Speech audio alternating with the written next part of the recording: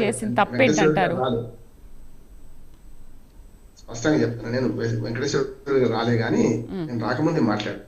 ఈ వివాదం మొదలుపెట్టింది వైసీపీ ప్రభుత్వం పోగానే 6 నెలల తర్వాత టీడీపీ ప్రభుత్వం, కూటమి ప్రభుత్వం వచ్చినాక నెయ్యి వివాదం మొదలు పెట్టిండ్రు. అధికారంలో మీరున్నారా వాళ్ళు ఉన్నారా, ఏం తేల్చిండ్రు ఇప్పటిదాకా అడిగిన కదా నేను కదా.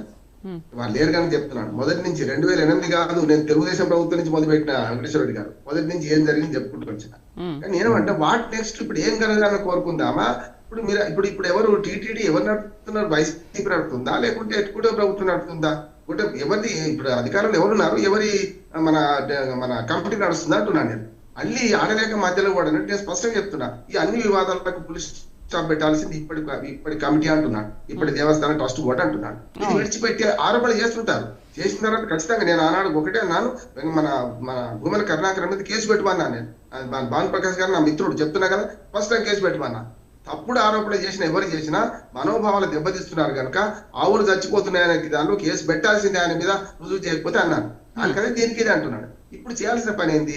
ఉదాహరణకు నెయ్యి వివాదం ఇప్పటికి తెలిసలేదు. ఇప్పటికి చెప్తున్నా, నెయ్యి వివాదం మీద నెయ్యి కల్తీకు కాకుండా ఉండాలంటే 321 రూపాయలు 400 రూపాయలకి ఎక్కడ నెయ్యి వాళ్ళు దొరకలేదన్నారు. ఇప్పుడు అదే నెయ్యి కొంటున్నారు కదా, 50 రూపాయలు అంటే కొంటున్నారు కదా. ఎక్కడి నుంచి వస్తున్నది? మీరు చూడండి, హెరిటేజ్ నుంచి మొదలుకొని మీరు నెయ్యి రేట్లు కొట్టండి అమ్మా. 3000 రూపాయలు దాకా ఉన్న నెయ్యి రేటు, 1 కిలో 3000 దాకా ఉన్నది. మరి అటువంటిప్పుడు మరి వీళ్ళు 300 400 కొంటున్నారంటే ఏ నెయ్యో మాకైతే మా సామాన్య ప్రజలకు అర్థమవుతలేదు కదా. అందుకని ఆరోపణలు చేస్తున్న వాళ్ళను అరికట్టాలంటే నిజాలు నిక్కి చేయాల్సిన బాధ్యత ఇప్పుడు ఈ ప్రభుత్వం మీద ఉన్నది. రెండోది, పాల కల్తీ కానీ నెయ్యి కల్తీ కానీ ఏమైనా జరుగుతుంటే వీటి మీద నెయ్యికి సంబంధించిన మన మీటర్ ఏదైనా చూడాల్సిన యంత్రం కూడా పెట్టుకునే స్థితిలో అంత బీద స్థితిలో ఉందా? టీటీడీ ఎందుకు చేసుకుంటారు? మళ్ళీ ఏ డైరీకి పంపాలి, లేకపోతే గుజరాత్కి పంపాలి, ఇంకోటి దగ్గరికి పంపాలి, ఎందుకు చేస్తలేరు? అంటే ఇప్పుడు సంస్కరణ ఏం చేశారు? మీరు వచ్చి ఇప్పుడు 12 నెలలు అయిపోయింది, 14 నెలలు ప్రభుత్వం ఇచ్చింది కానీ 12 నెలలే కమిటీ వేసి 11 నెలలు అయిపోయింది. ఈ 11 ట్రస్ట్ అవుతుందో ఇచ్చిన మొత్తం రద్దు చేయండి. ఎవడో అంటున్నాడు మిమ్మల్ని, కమిటీ మీది కదా. కానీ రద్దు చేయకుండా మీరు వాళ్ళ మీద ఆరోపణలు చేసుకుని ఇంకా సంవత్సరం తర్వాత కూడా పాత వాడి మీద ఆరోపణలు చేసి కరెక్ట్ కాదు. 3 ఆరోపణలు చేశారు. నేను ఒక మాట చెప్తాను. ఒకటి, అన్య మతస్థులు ఉన్నారు, రైట్, తీసేయడం ఎవరైనా అడ్డం పడుతున్నారా?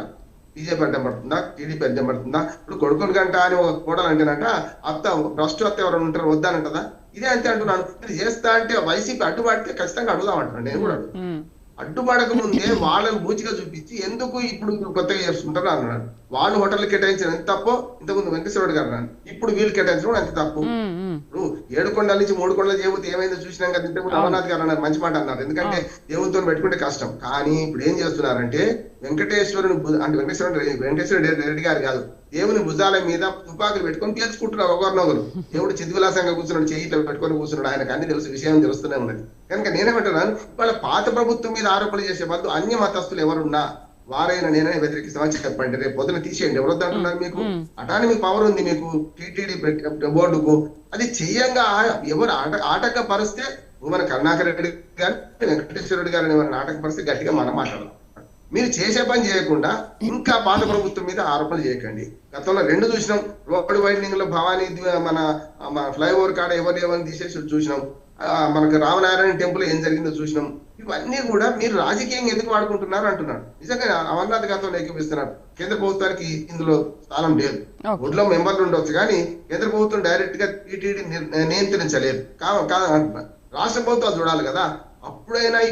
కానీ సార్, కూటమి ప్రభుత్వం దీనిపైన ఎందుకు ఫోకస్ చేయలేకపోతుంది అంటే, ఇప్పుడు ఇన్ని వివాదాలు చుట్టుకుంటున్నప్పటికీ కూడా రోజుకొక వివాదం జరుగుతూనే ఉంది. తిరుమల చుట్టూ ఏదో ఒక సమస్య వస్తూనే ఉంది. మరి ఎందుకు ఒక కేంద్రానికి సంబంధం లేనప్పుడు రాష్ట్ర ప్రభుత్వం కూటమిలో ఉండి కూడా ఎందుకు దీన్ని పరిష్కరించలేకపోతుంది? రోజుకొకటి ఎందుకు తీసుకొస్తుంది? ఫోకస్ చేయలేకపోతుంది ఎందుకు? చెప్తాను.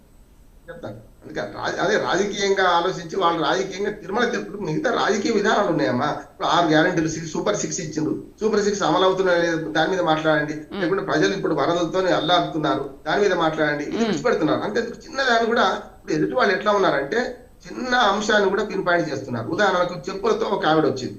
చెప్పులు కూడా నేను చూశాను. అది హోటల్లో ఇస్తారు, తాత్కాలికంగా బాత్రూమ్ లో పోయి చెప్పులు దాచిపెట్టుకుంటారు. చాలా మంది చిన్న చిన్న వస్తువులు చర్చలు లాంటి వాడే చిన్న బంగారు చెంచా దాచిపెట్టుకునేవాడు, హోటల్ నుంచి దొంగతనం చేసేవాడు. అవి తీసుకొచ్చి లోపలికి వచ్చేసింది. అదొక వివాదం అయిందా? నైవేద్యాలు ఆలస్యమైన దాని మీద కూడా వాళ్ళు ఏం చేస్తున్నారు? వైసీపీ బయట అధికారంలో లేదు, బయట ఉన్నారు. టీటీడీలో ఏ చిమ్మ చిట్టుకుమన్నా దాని మీద ఆరోపణలు చేయడం రెడీగా ఉన్నారు వాళ్ళు. దాన్ని మీరు తట్టుకోవాలా లేదా అంటున్నాడు. భూమన కరుణాకర్ రెడ్డి గారు ఏం చేస్తున్నారు? తనను లూపోల్స్ అన్ని తెలుసు, అక్కడ ఏం జరుగుతుందో తెలుసు. లూపోల్స్ ఎక్కడ వేలం పెడితే వెన్న వస్తుందో వాళ్ళకి తెలుసు. కనుక ఇక్కడ ఏం జరుగుతుందో ఇంకోటి విభీషణ అనుకుంటారమ్మా. రోజు ఇప్పుడు కూటమి ప్రభుత్వం వచ్చింది కనుక మొత్తం స్టాఫ్ అయితే మారిపోరు కదా. అది ఏం జరుగుతుందో చిన్న విషయాన్ని కూడా భూమన కరుణాకర్ రెడ్డి గారికి చేర్చే వాళ్ళు ఉంటారు. అయితే వాళ్ళు అడుగుతున్న దాన్ని సమాధానం చెప్పాల్సింది కానీ, సంస్కరణ చేయాల్సింది కానీ ఈ బోర్డు కదా. పాత ప్రభుత్వం ఇంకా ఎన్నో రోజులు మీరు ఆరోపణలు చేసుకుంటూ ఉండలేరు. వాళ్ళ అప్పుడు జరిగిన విధ్వంసం అనుకుందాం, మీ మాటలు ఒప్పుకుంటాం. ఆ విధ్వంసాన్ని సంస్కరించాల్సిన బాధ్యత మీద కాదా? కనుక టీటీడీని ప్రక్షాళన చేసే అన్నాడు కదా చంద్రబాబు నాయుడు గారు, చాలా బ్రహ్మాండంగా మాట్లాడాడు పెద్ద ఎత్తున. టీటీడీని ప్రక్షాళన అంటే మెట్లు అడగడమా లేకుంటే రోడ్లు ఊడవడమా? పవన్ కళ్యాణ్ గారు అదే చేసిండ్రు. ఏది రోడ్లు ఊడ్చుడు, సనాతన ధర్మం అనే పుస్తకం రిలీజ్ పెద్ద సీన్ క్రియేట్ చేసిండు కదా. ఏమైంది? ఎక్కడ పోయింది ఇప్పుడు మళ్ళీ? అంటే టీటీడీ మీద ఆరోపణలు చేసి దేవస్థానం నాశనం చేసి దేవస్థానాన్ని మొత్తం ప్రజల మనోభావాలు దెబ్బతీసి ఇవాళ ఏం బాగుందామంటూ మీ రాజకీయాలు ఉంటే ఓట్లలో చూసుకోండి. మీ రాజకీయాలు ఉంటే వచ్చేసారి గెలిస్తే ఎవరు గెలుస్తారో ఎవరు పడతారో మీరు చూసుకోండి. దయచేసి నా నా నా భక్తులందరి తరఫున ఒక విశ్లేషకుడిగా, నాకు ఏ పార్టీ లేదు, వెంకటేశ్వర గారు బాగా తెలుసు, నేను స్పష్టంగా చెప్తున్నాను, టీటీడీ మీద అనవసరంగా ఆరోపణలు చేయకండి. చేస్తే మాత్రం రుజువు లేకపోతే ఖచ్చితంగా జైలుకు పోవాలంటున్నాను. ఇవాళ ఆవుల మీద ఆరోపణ చేసిన వారి మీద నేను ఫస్ట్ అన్నాను కేసు పెట్టండి. అప్పుడు ఆరోపణ చేస్తే మరి మన నాయుడు గారు ఎందుకు చేయలేదు? ఇప్పటికి కూడా ఎందుకు చర్య తీసుకోలేదు? కమిటీ ఉంది కదా, ఎందుకు చర్య తీసుకోలేదు? ఇప్పుడు తప్పుడు ఆరోపణ అనుకుందామని చేసింది, మరి ఎందుకు చర్య తీసుకోలేదు? అంటే ఏమన్నట్టు పోతుంది చూస్తున్నాం, చల్తికా నామ్ గాడి అని నడిపిస్తున్నారు.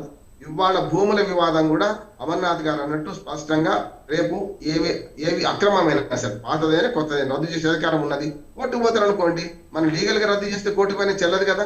అందుకనే కోర్టు కూడా హైకోర్టు అనుమతి తీసుకున్నా కూడా తప్పే అంటున్నాడు. భూములు అమ్మడం హైకోర్టు కూడా అనుమతి ఇవ్వదు కూడా అంటున్నాడు నేను. భూములు దేవుని భూములన్నీ కూడా దేవుని మాన్యాల భూములన్నీ పోతుంటే దాన్ని టూరిజానికి వాడుకోవడానికి వీలు లేదంటారు సార్. దాన్ని టూరిజానికి వాడుకోవడానికి వీల్లేదు. హైకోర్టు కూడా దానికి అభ్యంతరం వ్యక్తం చేస్తుంది. సిగరెట్లు అమ్ముతున్నారు, సిగరెట్లు అమ్ముతున్నారు, మద్యం అమ్ముతున్నారు, అలిపిరి నుంచి పైకి అందరూ. ఇప్పుడు తిరుపతి లడ్డూలు, పవిత్రమైన లడ్డూలు కింద దొరుకుతున్నాయి, మనకు సంచులకు దొరుకుతున్నాయి. ఎక్కడి నుంచి వస్తున్నాయి అంటే చాలా రోజులు పాతుకుపోయిన వీళ్ళ ఉద్యోగులు కూడా చాలా పెద్ద తప్పులు చేస్తున్నారు. కమిటీ వాళ్ళు ఉంటుంది, రేపు 5 ఏళ్ళకి ఒకసారి కమిటీ మారుతున్నది, 3 ఏళ్ళకి ఒకసారి మారుతుంది. ఏం చేసుకుంటాం? కనుక ఎక్కడైతే పాతుకుపోయిన వాళ్ళు ఉన్నారో వాళ్ళు చేసే అక్రమాలు కూడా అరికట్టే దమ్ము ధైర్యం ఈ 2 పార్టీలకు లేదా అంటున్నాను. స్పష్టంగా చెప్తున్నా, వాళ్ళేది లీడ్ చేస్తున్నారు. కుక్క తోకనాడించాలా, కుక్కనాడించాలంటే తోకనే కుక్కను ఆడిస్తుంది. వీళ్ళందరూ రాజకీయ ఆరోపణలు చేసుకుంటూ ఆ దేవస్థానాన్ని బస్సు పట్టిస్తున్నారు, భక్తుల మనోభావాలు దెబ్బతీస్తున్నారు. వెంకటేశ్వర రెడ్డి గారు, హిందూ ధర్మ పరిరక్షణ జరగాల్సిన చోట అసలు ఈ భూతు పురాణాలు ఏంటి? ఈ భూతు పురాణాలు ఎందుకు జరుగుతున్నాయి? మొన్న లంకిని శంకిని అన్నారు, పూతల